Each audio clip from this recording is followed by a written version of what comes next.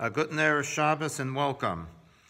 I would like to share with you an insight by way of a substitute for the sermon normally given in shul, something that we would be studying during this time of the year. The study of Pirkei Avos, Ethics of the Fathers is how it's translated sometimes, is studied on a weekly basis beginning with the Shabbos after Pesach. And in that cycle, this would be the 5th chapter that would be studied. There is a Mishnah that describes donors of charity. And it says, Arba midos benosnei tzedakah.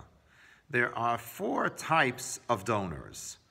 Harotza sheyitein v'lo yitnu acherim.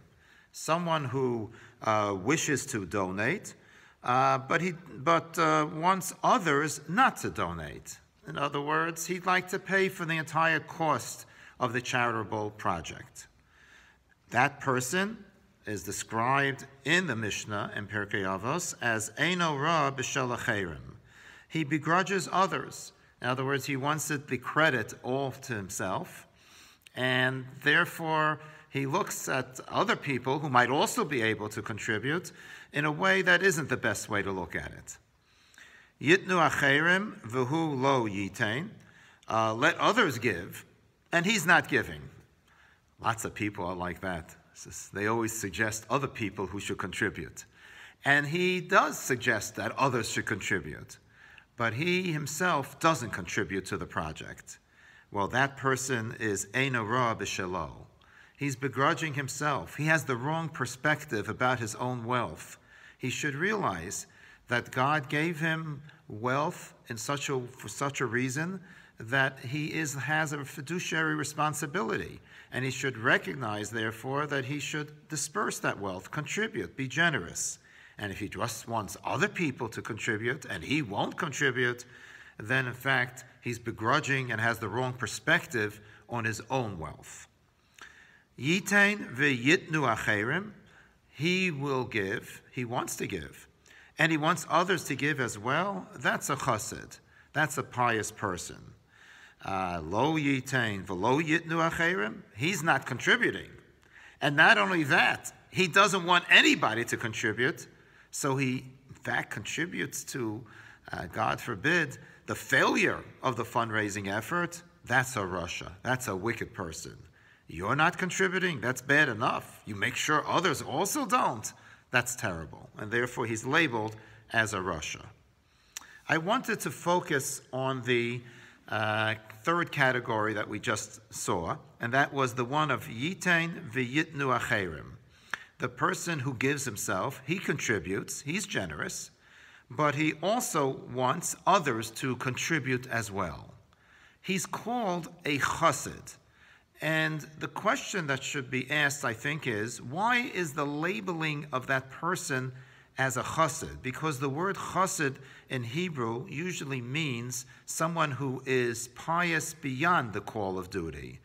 And that type of piety is not immediately discernible here.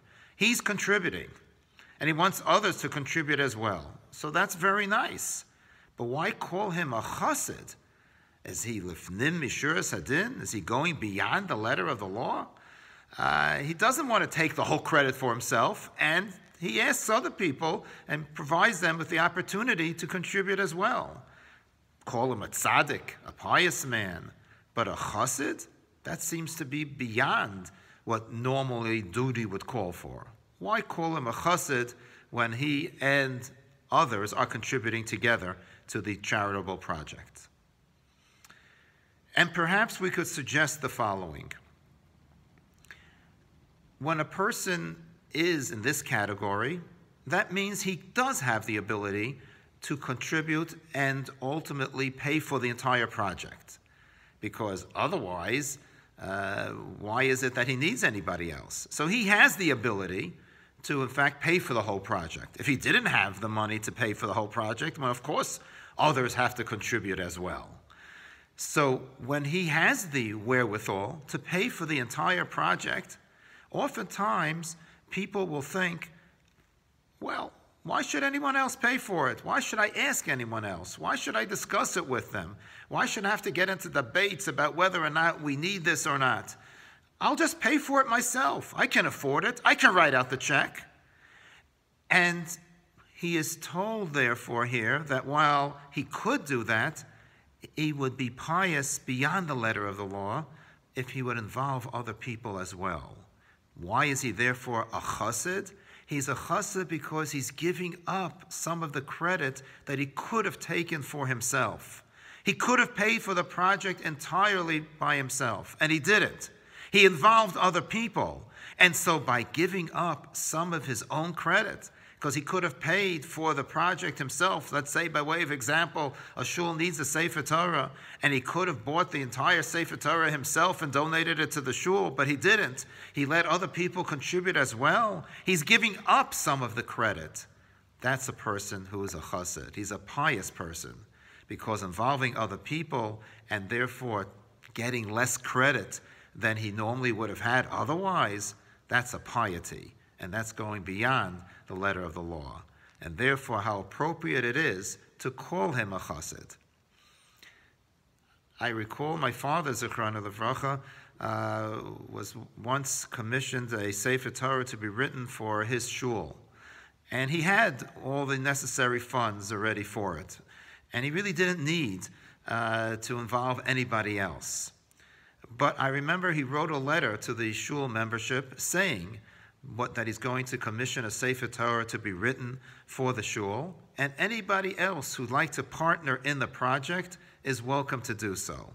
He gave up some of the credit so that other people could partner with him.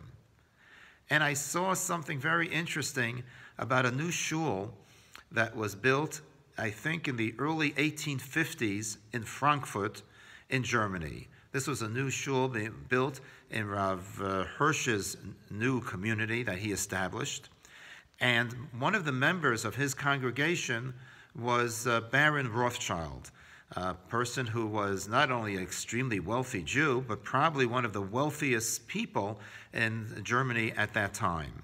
And he made an offer to pay for the entire cost of the construction of the new synagogue building.